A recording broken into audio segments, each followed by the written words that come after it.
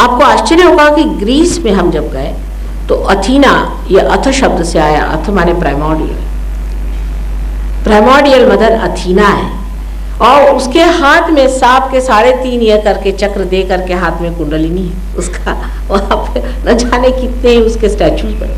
और जब उसके मंदिर पे पहुंचे तो बाहर गणेश जी की मूर्ति बनाई बैठी। मैंने पूछा कि भाई ये कौन? कहने child, he is the child God. तो मैंने कहा किसने बताया आपसे? कहने हिंदुस्तानियों ने बताया। मैंने कहा कब? जब अलेक्जेंडर आया था तब? नहीं, अलेक्जेंडर तो बहुत बाद में गए थे, हजारों वर्ष पूर्व हमारा हिंदुस्तानियों से संबंध रहा। उन्होंने तो उस चीज को जोड़ लिया और हमको यही नहीं मालूम कि कुंडलिनी क्या चीज। इतना ही नहीं, आपको आश्चर्य होगा कि उसकी जो सीढ़ियां हैं वो भी उन्होंने कहा ये 3.5 है। मैंने कहा क्यों? कहले अथीना की जो शक्ति है वो 3.5 राउंड्स में है, और अगर इस राउंड्स को आप पूरा करेगा तो ये सारी पृथ्वी पर चली जाएगी।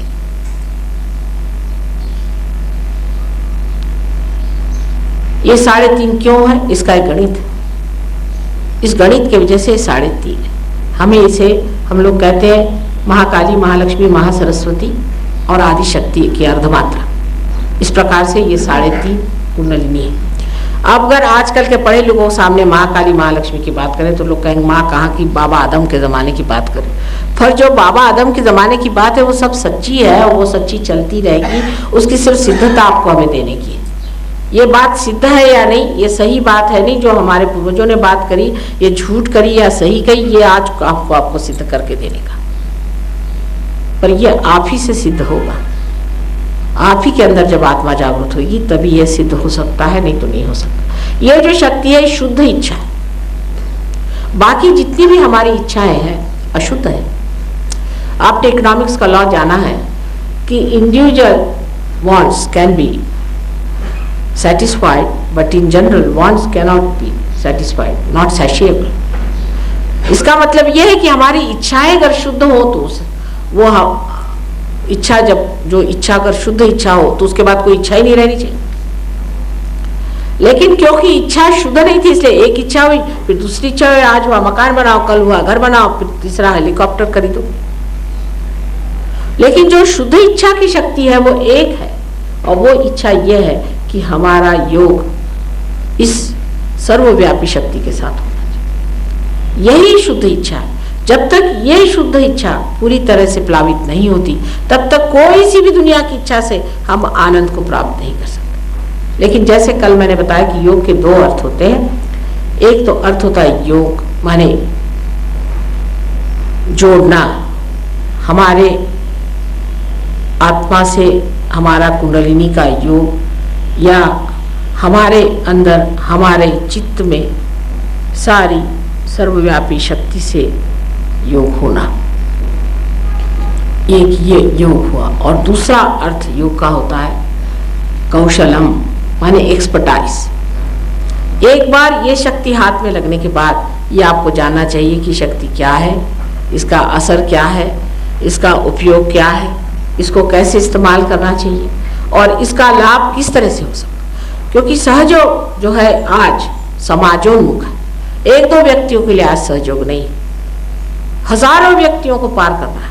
हजारों व्यक्ति पार हो सकते हैं, ऐसा ये सहयोग है। एक आदमी को बिठाकर पार करने की कोई बात नहीं रहेगी कि व्यक्तिगत हो। ये समाजोन्मुख है क्योंकि इसके लाभ समाज को होते हैं। सबसे पहले तो तंदुरुस्ती इंसान की ठीक हो जाती है, बगैर पैसे के, बगैर डॉक्टर के, बगैर डायग्नोसिस के, बगैर किसी चीज के।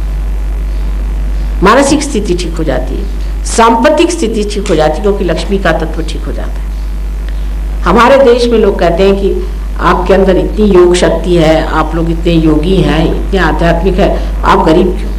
क्योंकि हमारे देश में कभी किसी ने योग प्राप्त नहीं किया। कोई पॉलिटिशियन ने कभी योग प्राप्त नहीं किया, बेकार के चक्करों में घूमते रहे। आज तक किसने योग प्राप्त किया? जब अपने देश में योग की प्राप्ति होगी तो श्री कृष्ण ने साफ कहा है कि योगक्षेम वहाम्यम, पहले योग को प्राप्त करो। जब सुदामा जी श्री कृष्ण से मिलने गए तभी उनको क्षेम प्राप्त हो। इसी प्रकार जब तक हम परमात्मा के साम्राज्य में नहीं जाते हैं, ये परमात्मा की जिम्मेदारी नहीं रह जाती कि वो हमारे क्षेम को देखें। अभी तो आप जिनके राज्य में बैठे ये उनकी जिम्मेदारी है। जिस वक्त आप परमात्मा के साम्राज्य में उतरेंगे तब वो परमात्मा की जिम्मेदारी हो जाती कि वो आपको क्षेम प्रदान करते हैं। इसका मतलब ये नहीं कि आप पे रुपया ही बरसाते हैं, वो तो बहुत ही गलत चीज हो जाएगी। लेकिन ऐसी स्थिति आप प्राप्त करते हैं कि समाधान में आप इतना प्राप्त होते हैं कि किसी तरह से आपको कोई चीज की दिक्कत नहीं रह जाती, और अब कोई मांग नहीं, अब कुछ नहीं चाहिए, माँ हम आनंद के सागर में तैर रहे हैं, ऐसा आप कहने लग जाते। इतना ही नहीं, आपके अंदर धर्म जागृत हो जाता है। अगर आपसे मैं कहूँ कि ये ना करो वो ना करो तो आप जरूर करेंगे। इंसान की यही खास चीज है। अगर कहा जाए कि आप ये नहीं करो तो क्यों ना करो, वो जरूर करेंगे। इसलिए बेहतर है आपके अंदर कुंडलिनी जागृत कर दें, आपके अंदर धर्म की जागृति हो जाए और आप स्वयं ही धार्मिक बन जाए। यानी ईसा मसीह को ये नहीं बताना पड़ता था कि तुम गलत काम मत करो, वो स्वयं ही नहीं करते थे। इसी प्रकार आपके अंदर स्वयं ही धर्म जागृत हो जाता है, हमें कुछ कहना नहीं पड़ता। आज का सहयोग यही विशेष है कि किसी भी तरह का क्यों ना हो इंसान, उसकी पहले कुंडलिनी जागृत कर दो। थोड़ा सा टिमटिमाता भी प्रकाश उसके अंदर अगर घूमने लग जाए तो देखेगा मेरे अंदर क्या गड़बड़ी, उसी को उसका गुरु बना दो, वो अपने को ठीक करता है, जिससे मुझसे झगड़ा ना हो। वो खुद ही जानेगा कि ये दोष मेरे अंदर है, खुद ही ठीक करेगा अपने को। जब कभी हाथ में दिखाई दे कि सांप है, तभी ना आप सांप को फेंकिएगा। अगर कहेंगे सांप है तो आप फेंकने वाले नहीं। इसलिए थोड़ा सा न क्यों प्रकाश इंसान के अंदर अगर हो जाए तो देखने लग जाता है कि प्रकाश कोई चीज है और इससे परे कोई ब्रह्म शक्ति है। जब उसे वो जानने लग जाता है तो अपने आप ऐसी चीजें जिसे वो पहले गलत नहीं समझता, एकदम से ही फेंक देता है। ये चीज घटित होनी चाहिए। जब तक ये चीज घटित नहीं होती है, भाषणों से, समझाने से, उपदेशों से कुछ भी चीज होने वाली नहीं। आज सहयोग उस स्तर पे है जहाँ पर मैं कह सकती हूँ कि बहुत जल्दी इसका असर लोगों को मालूम पड़ेगा। लेकिन दुर्भाग्यवश आज तक मैं जयपुर नहीं आ सकी, और जयपुर आई भी हूँ तो उस सही दिन, जिसको कि हम गुड़ी पाड़वा मराठी में कहते हैं, जो शालीवाहन राजा ने हिंदुस्तान में बनाया था, लेकिन वो असल में आप जानते हैं महाराष्ट्र में राज्य करने गए थे और खास उनका वंश जयपुर का था। उसी दिन मैं यहाँ आई और मैं उसी वंश की हूँ। मैं भी राजपूती हूँ, लेकिन अब बहुत सालों से, हजारों वर्ष से वहाँ रहने की वजह से शालीवाहन के सब वंशज महाराष्ट्रियन हो गए। एक तरह से अच्छा भी, क्योंकि महाराष्ट्र में जितना कुछ लोग कुंडलिनी के बारे में जानते हैं, सारे हिंदुस्तान में क्या दुनिया में कोई नहीं जानता। वहाँ पर नाथपंथियों ने इतनी मेहनत करके रखी हुई है। मराठी भाषा में कुंडलिनी के बारे में जितना लिखा हुआ है, किसी भाषा में लिखा हुआ आप नहीं प्राप्त करेंगे। हालांकि कबीरदास जी ने काफी लिखा, लेकिन कोई पढ़ता थोड़ी है। वो तो अखंड पाठ होता है, उसमें चलते रहता है अपना अखंड पाठ। एक आया उसने उंगली रखी, भाई तू अब पढ़, फिर वो आया उसने उंगली रखी, बस ये कि अखंड पाठ चलता रहे। उसके अंदर क्या है कोई सोचता नहीं। नानक ने लिखा है कि कहे नानक बिना आपा चिन्हे मिटे न भ्रम की काई, गा रहे भ्रम की काई मिटे न भ्रम की काई। अभी जो दवा लिख के गए वो लो, दवा जो दी है वही प्रिस्क्रिप्शन लेकर के घूमोगे तो फायदा क्या होगा कि वही प्रिस्क्रिप्शन कर रहे कि मिटे न भ्रम की काई। लेकिन लेगा कौन, करेगा कौन? सबने कह दिया है कि अपना आत्म साक्षात्कार प्राप्त हो। जो हम हिंदू बनते हैं, इनके जो प्रवर्तक आदि शंकराचार्य, उन्होंने हर बार यही कहा है कि न योगे न सांख्य ने, सब बेकार चीजें छोड़ो, पहले आत्मा को प्राप्त करो, माँ की कृपा से ही ये होता। लेकिन उनको लोग कहाँ मानते हैं, पता नहीं कौन सा वितंडवाद करते बैठे हुए हैं, पता नहीं कौन सी चीज शुरू की है।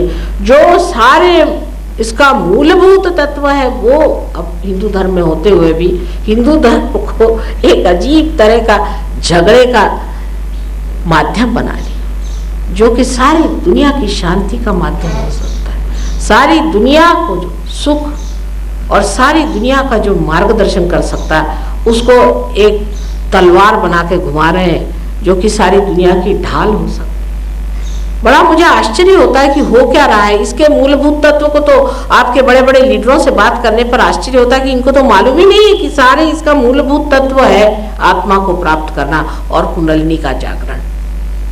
इतने स्पष्ट रूप से किसी भी धर्म पुस्तकों में नहीं लिखा गया जितने अपने शास्त्रों में लिखा गया है। और जगह लिखा है, जैसे बाइबल में बहुत जगह लिखा है कि इसको ट्री ऑफ लाइफ कहा गया है, I will appear before you like tongues of flames कहा गया है। बहुत कुछ बातें कही है, लेकिन साफ एक एक सिलसिले से बात जितनी मार्कंडेय ने कही, आदि शंकराचार्य ने कही, या कबीरदास जी, नानक जी ने कही, उतनी किसी ने नहीं कही। लेकिन उधर किसका चित्त है? हमारा तो चित्त ऐसी जगह ही जाता है जहां जाना नहीं चाहिए, क्योंकि इन लोग का जैसे मैंने बताया है सारा जो कुछ भी हुआ है ये बाह्य का है। जैसे कि एक पेड़ बढ़ जाता है और उसके वृक्ष के इतने बढ़ने पर भी जब उसकी जड़ें अंदर उतरती नहीं तो उसको गिरने की आशंका हो जाती है। इसी शौक में आपका सारा वेस्टर्न वर्ल्ड आज बैठा हुआ, लेकिन हिंदुस्तान में इसकी जड़ें हैं, इसका सारा धरोहर हिंदुस्तान में है। इसे आप प्राप्त करें, आप इसके अधिकारी। इस भारत भूमि पर जन्म लेने के लिए अनेक आपने पुण्य कर्म किए, उसके सिवा आप इस धरती पे जन्म नहीं ले सकते। और आपने किया क्या है इस देश के लिए, इसकी जो इतनी बड़ी चीज़ है उसको पाया नहीं, उसको जाना नहीं, उसको जानना चाहिए, उसको प्राप्त करना चाहिए। एक क्षण में ये कार्य हो सकता है और इसलिए मैं आपके पास आई हुई हूँ कि इसे आप प्राप्त करें। सब आप ही का है, आपकी कुंडलिनी आपकी माँ है, वही आपकी जन्मदात्री है, आपके आत्मा आपके अंदर है जो कि परमात्मा का प्रकाश है। ये सब आप ही का धन आपको प्राप्त करना है, हमारा इसमें कोई लेना देना नहीं। आशा है फिर बार बार मेरा आना होगा जयपुर। यहाँ पर बहुत लोग मैंने देखे कि आस्था पूर्वक परमात्मा को पहचानते हैं और ये कार्य और भी आगे बढ़ेगा। आज भी अगर कोई प्रश्न हो तो पूछिए, अच्छा रहेगा। थोड़ा बहुत प्रश्न पूछ लें और उसके बाद इसका हम कार्यक्रम करेंगे कि जिससे सब लोग प्राप्त करें उस आत्मा को जिसकी बातचीत हुई है। आपने बताया कि आत्मा को प्राप्त करना चाहिए, लेकिन आपने तरीका नहीं बताया कि आत्मा को। हाँ, आप तो पक्के साधक हैं, वही तो करने वाले हैं। ठीक है, इन्होंने पहले ही ये सवाल पूछ लिया, बड़ा अच्छा हुआ। ये रियल साधक की पहचान कि वो ये चाहते हैं कि आत्मा की क्रिया पहले बताइए। माँ मुझे भूख लगी, मुझे खाने को दो, बस ये असल चीज है।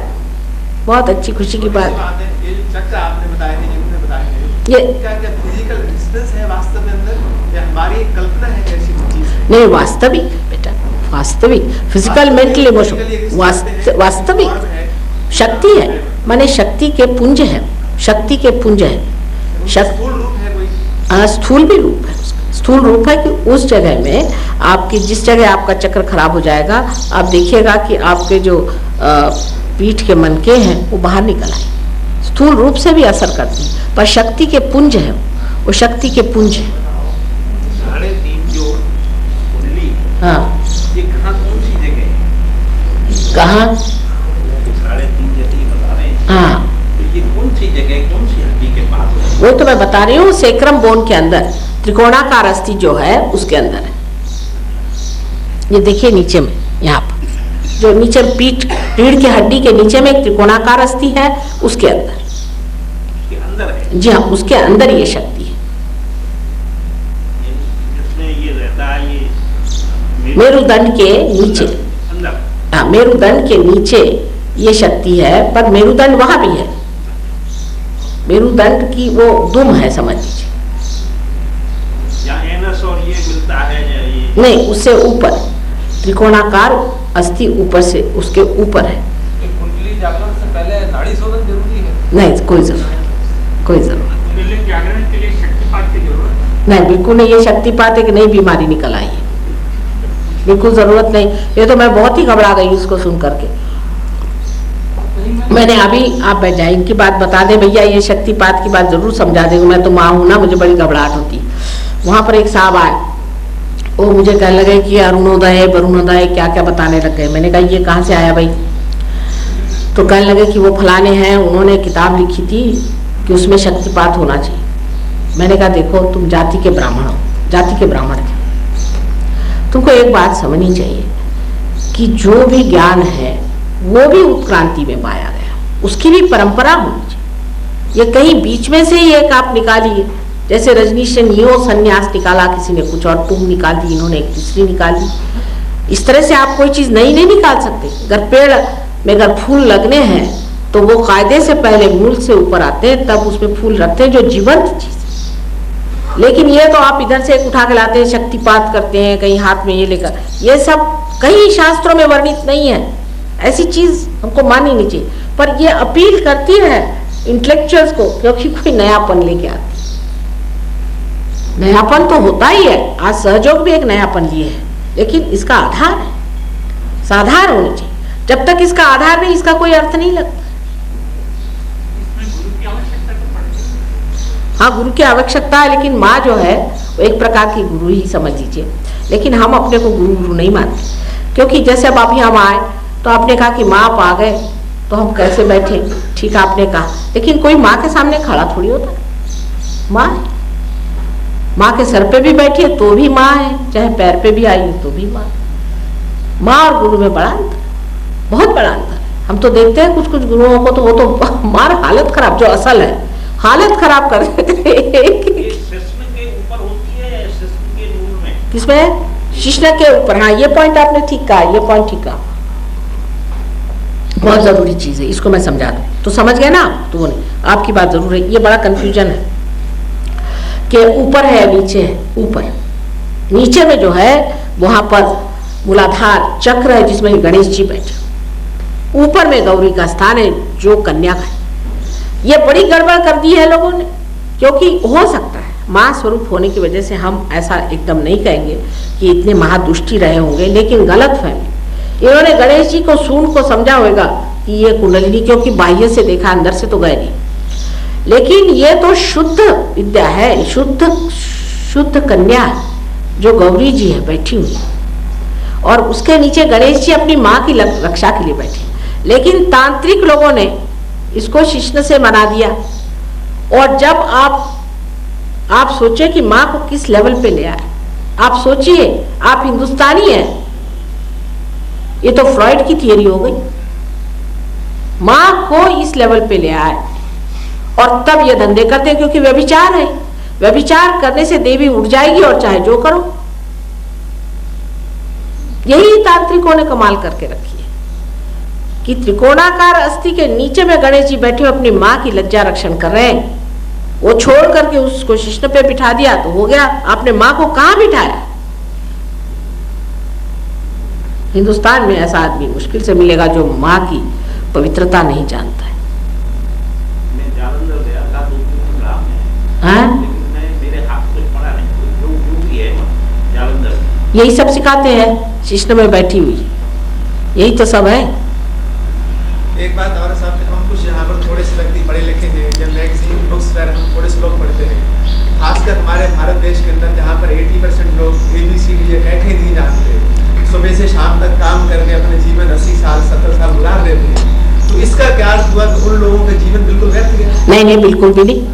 उस पर आपने क्या कमेंट किया? नहीं, वो तो सभी ज्यादातर वो सहयोग में आते हैं बनिस्पत इसके कि जिन लोगों के पास समय है। जिनके पास समय वो तो क्लबों में रहते हैं, जिनके पास समय नहीं है वही आते हैं। लेकिन सहयोग की एक विशेषता ये है कि जब आप इसको प्राप्त करते हैं, जैसे हम देहातों में ज्यादातर बेटे काम करते हैं, शहरों में काम, और देहात में जब लोग आते हैं, पार हो जाते हैं, एक तो उनकी गंदी आदतें सब छूट जाती हैं, सब उनके व्यसन छूट जाते हैं, और इतना आदमी डायनामिक हो जाता है कुछ पूछे। एक बार ऐसी जा रहे थे खेती में, देखा एक खेत बड़ा लहलहा रहा था। हमने कहा ये किसका खेत है?